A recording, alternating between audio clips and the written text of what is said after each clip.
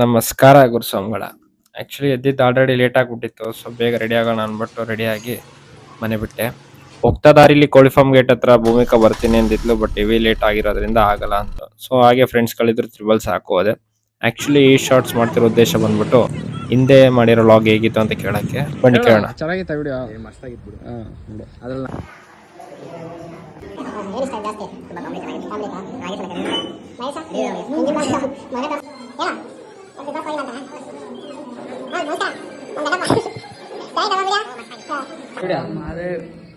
ಚೆನ್ನಾಗಿತ್ತಾ?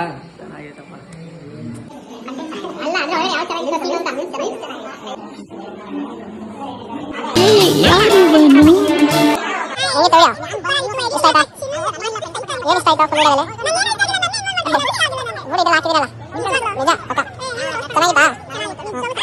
ಬಡವ್ರ ಮನೆ ಮಕ್ಕಳು ಬೆಳಿಬೇಕು.